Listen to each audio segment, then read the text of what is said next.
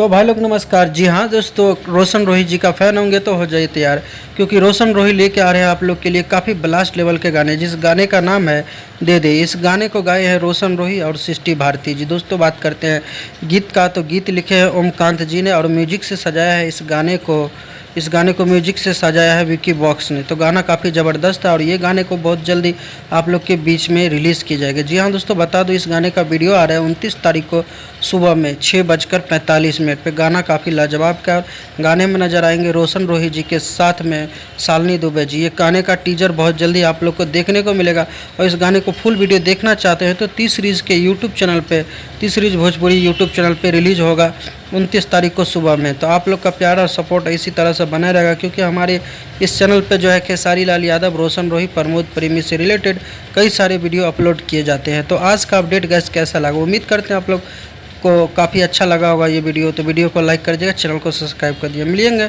फिर से next video में।